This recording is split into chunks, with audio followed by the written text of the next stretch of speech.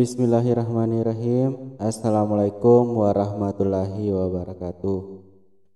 Baik, selamat pagi untuk anak-anakku. Bagaimana kabarnya hari ini? Mudah-mudahan masih diberi kesehatan ya dan kesempatan untuk mengikuti pembelajaran pada hari ini. Oke, untuk hari ini kita akan melanjutkan materi minggu lalu, yaitu mengenai sarana produksi budidaya tanaman obat. Di materi semester lalu kita sudah mempelajari ya sarana produksi budidaya tanaman sayuran. Nah, di sini kita akan pelajari sarana produksi budidaya tanaman obat. Minggu lalu kita sudah mempelajari mengenai jenis-jenis tanaman obat. Ada temulawak, jeruk nipis, sirih, dan patah tulang ya. Nah, sekarang kita akan pelajari mengenai sarana produksi budidaya tanaman obat. Tentunya setiap tanaman obat ya tentunya menggunakan sarana produksi yang berbeda-beda ya, tergantung dengan jenis tanamannya.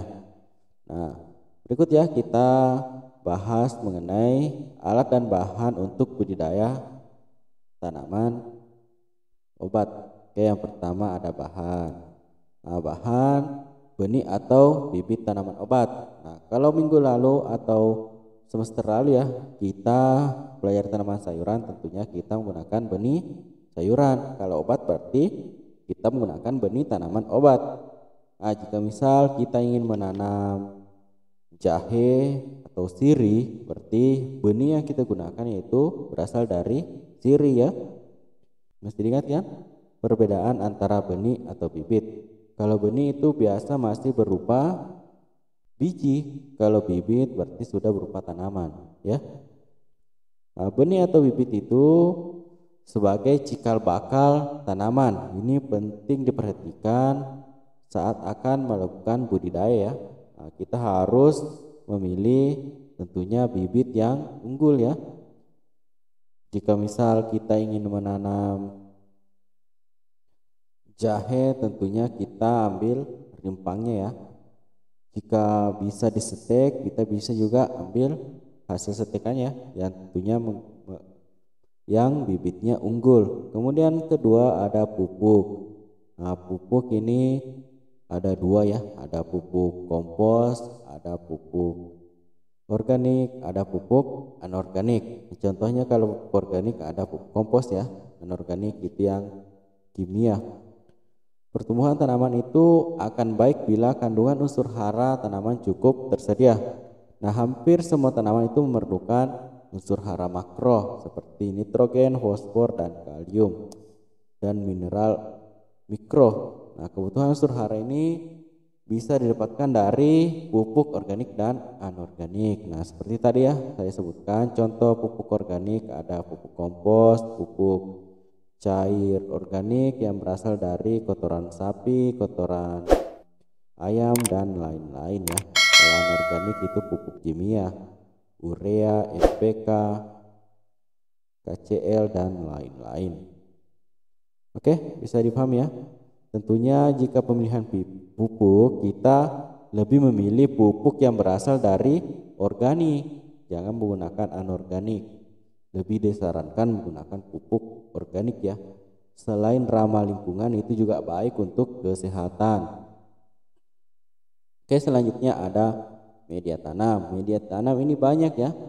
Ada sekam dan ada pasir, ada gunakan spons dan lain-lain ya. Ini media tanam juga kemarin sudah dipelajari ya, itu budidaya sayuran. Ini media tanam berarti itu tempat tumbuhnya tanaman ya. Nah, jika misal tanaman obat, kita harus memilih tanah ya yang gembur dan subur. Nah, tanah yang baik dan subur dapat dilihat dari tekstur tanah yang gembur dan komposisi seimbang antara tanah liat, pasir, dan remah.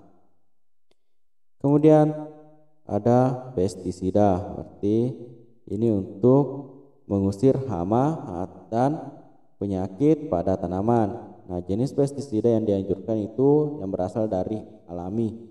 atau yang nabati yang berasal dari tumbuhan ya. Oke, bukan yang berasal dari kimia. Seperti tadi juga ya, untuk pupuknya juga yang pupuk organik yang berasal dari alam, juga pestisida.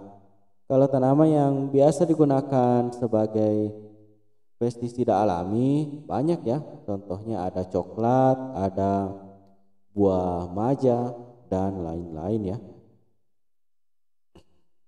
Oke, kemudian peralatan. Nah, peralatan yang digunakan untuk budidaya tanaman obat itu tergantung ya dari apakah kita ingin tanam di kebun ataupun bukan. Nah, misal kalau kita ingin menanam di kebun, peralatan yang dibutuhkan tentu kita membutuhkan cangkul itu untuk membuat bedengan, garpu untuk menggemburkan tanah, koret untuk membersihkan gulma, gembor untuk menyiram tanaman. Kemudian kalau misal kita ingin menggunakan di lahan terbatas ya, misal di polybag dan lain-lain, tentunya kita membutuhkan polybag ya, atau wadah dari limbah botol mineral ini untuk sebagai tempat menanam ya, bisa juga menggunakan pot. Kemudian sekop untuk memasukkan media tanam ke dalam wadah, cangkul ini untuk mengambil tanahnya ya. Oke, bisa dipahami ya mengenai sarana produksi budidaya tanaman obat.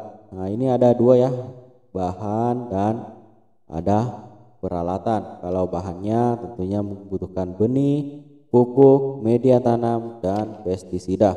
Kalau peralatan itu tergantung apakah kita ingin menanam di kebun ataupun di lahan yang terbatas.